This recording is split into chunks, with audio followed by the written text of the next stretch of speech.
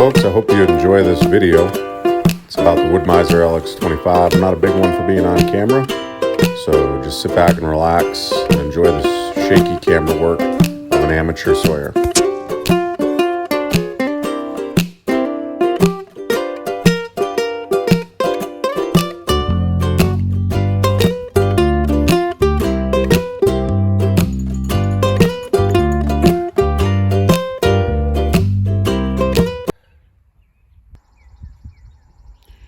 Well, good morning, folks. Today we're going to be doing an honest review, my opinion, after 1 year of using a Woodmizer LX-25. It's April, it's 2021. I've had this mill about 1 year. I ordered it the morning after I saw the email from Woodmizer.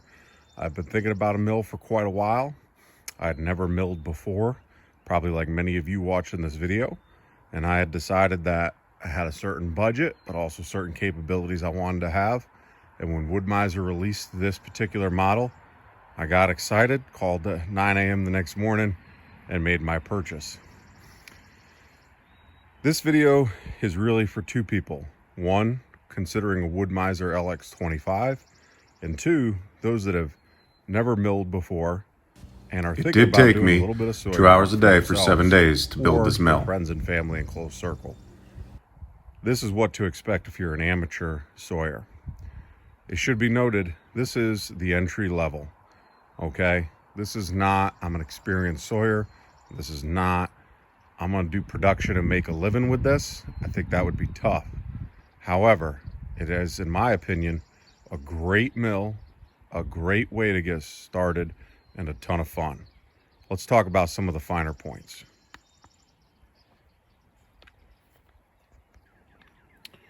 So today on the mill, we have about an 18-inch pine log.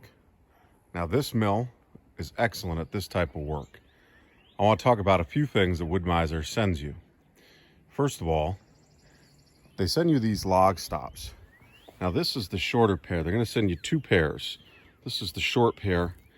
I find I use the long pair a lot more. By the time this short pair, which only stands about 1 foot tall, sits in there in that bracket, okay, it's not holding up much of a log. So you really got to want something out of that log for it to count. Now, as you're looking here at my rails, you're going to notice the tops of the rails are pretty much worn out and paintless. And this is something I've noticed on several parts of the mill, not just the top of the rails. The paint job, in my opinion, not that tough and hasn't held up really well. I'll show you some other areas. On the top of the post, that's not really a wear spot, and yet the paint, she's just kind of peeling. Now to combat that, I've hit it with some WD-40 and some other elements. So is it a reason not to get the mill? No. Is it aggravating to have to deal with? Yes. I opted for the upgrade. I went with the Kohler Command Pro 9.5. Now, standard purchase price, I believe it's a 7 horsepower motor. In my experience, nobody has ever said, I wish I have less power. This 9.5 runs through the pine and walks through the hardwoods. Take your time, don't overwork the mill. You get plenty of lumber out of it. One thing I have to say is you're standing back here at the control station. This water container is just too small. I find I have to refill it nearly every log. I think it might not even be a full gallon. Now, the rate of water I use and those kind of things may play a factor, but I think it would not have been hard to have that increased by maybe 25 or 50%. Let me get a little more milling time. Blown plastic is cheap and it could make a big difference. The other thing is we're back here on the mill. This handle, folks, it's a 2-post mill. And when you're pushing a 2-post mill, what tends to happen is I tend to reach to the middle bar to keep the push through steady and even, or even sometimes here on the top of the gas tank. As a result, my grip goes inverted to keep the throttle and clutch engaged. They're on the same chords. As I'm doing it, it puts my shoulder at a weird angle. Now, originally Woodmizer designed this to be a top grip on the outside and your left hand to ride on the inside. But I just haven't been able to find a nice, even push rate that I like with that.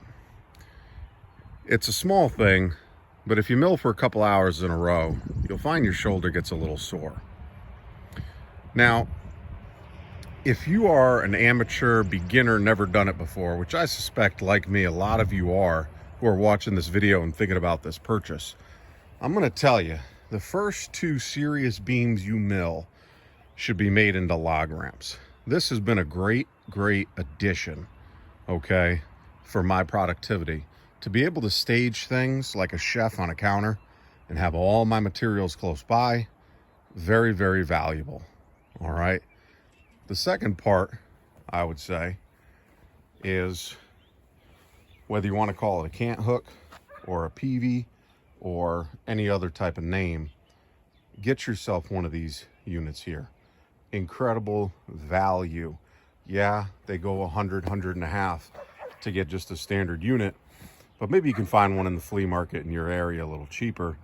It's worth it. It's worth it all day long. You find yourself in the ground trying to dig out logs, it's just not worth it. With this little, I think it's about a 4.5 foot stick, I've been able to move some of them big oaks and maples running 8, 9, 10 feet and all at 20 or 22 inches, which, by the way, is the exact maximum I would expect out of this Woodmizer LX-25. It's going to eat the pine, like I said before. It's going to walk through the hardwoods. Now, I know on the spec sheet what it says it'll do. Don't kid yourself and don't be daydreaming about those specs, okay? It comes close. They're not lying. But every log has just a little curve or a little bend or a little loop or divot or warp or whatever you want to call it. As a result, unless you're milling number 2 pencils that are perfectly straight, you're not likely to hit those max numbers. Now, there's a couple things you can do to help, okay? This little log dog here, right here, this is a nice unit, works well, it does a couple of tasks well. This little hook is when you're on that bottom board, it can grab a square board or cant. It has a point, so it bites into the bark and the sapwood. And you can get pretty good torque and leverage on it with this little 6-inch bar. However, this is not attached in any way, and it's not supposed to be. It falls off all the time and it needs to rotate. It gets lost in this sawdust pile. It's a little bit of a pain in the butt, but I don't have a better idea either. So it is what it is with that. However, if you get maxed out to the edge of this mill, okay, you can take this off and just use the threaded bolt part to push in the log and buy your... This guide system pulls out, okay, to run your blade guide through. Now, my experience with that is the logs you're milling on this size mill are all 16 to 20 inches. So you tend to set it and forget it. It gets a little jammed up in the corners right by that built-in USA sticker. The sawdust will jam in there. It's tough to move it all the way maximum out. So you typically, if you're going for a max cut, make sure that's cleaned out to pull it out. Now, speaking of sawdust, that brings me to my second and probably most frustrating task after what I think is cheap paint. Woodmizer would probably argue different. And that is, this thing clogs with sawdust all the time. Now, I'm sure you're watching this video going, Joe, got a lot of sawdust around. And it's true. I do. It's everywhere. Okay. But I think maybe those engineers at Woodmizer scaled down that whole mill. When they scaled it down, they gave a pretty small, okay, sawdust exhaust, if you will. And on the inside of that, there's a little grate, and it clogs constantly. And so you're cleaning it quite often. In fact, in just 2 cuts on a pine or a softwood of some kind, fir, you're probably cleaning it halfway through the log. Otherwise, it's going to jam up, and you're going to run into the problem I have been while milling these couple of pine. It gets caught up in the guides and all on the interior of this fine machine. Now, listen, that's not a reason not to buy it. I'm just saying be prepared for it. Maybe you make a modification. I think I'm going to open that exhaust up. It just bolts on with a couple of bolts. And I think I'm going to come in and modify that somewhat in order to get myself a little bit better offshoot. Because collecting all this, boy, that's a chore. So let's talk about some of the chores around being an amateur sawyer or a beginning sawyer. You have to have a plan with what to do with all these offcuts. This is my plan. Okay, I take all those half moon, camelback, slab wood, waste wood, what have yous, goes in my buck saw stand, and I chainsaw it up. I might be thinking that's pretty good. And I used to take my axe and split it myself. Problem is, a lot of these are super thin. They tend to just kind of fall over when you stand them up. That can be frustrating. So I would recommend getting a kindling maker. They're anywhere from $50 to $100. A little 2-pound hammer. I found that to be a lot more effective. That's what I do with my hardwoods. My softwoods, half moons, they go over here in a wastewood pile, and I have an area where I load up the tractor and go dump them over the cliff. It works for now, but I'm gonna have to come up with a better plan. You get a lot of offcuts and rough cuts. Now my method, I cut the waste wood. My next cut is a 1-inch piece of slab board. If it's softer woods, they get made into the stickers. If it's hardwoods, I'll save them for friends, neighbors who want to make bird houses and that kind of thing. I got a pretty good spring pile going. Like I said, I've had this mill about 1 year, and I've run no less than 100 logs through it. Really happy with the product. It's kind of like the boats though. Once you get one, you always want a bigger one. Now, I don't need a bigger one, but that might not stop me from getting the next bigger one. All right. I hope you've found this video enjoyable. Gonna be putting a couple videos out. All right. I'm gonna make a video just of me milling this 18-inch pine on LX-25. I feel like that's pretty standard use. Okay. For a lot of guys contemplating this, probably have those logs available. All right. But before I let you go, I do want to show you some finished product.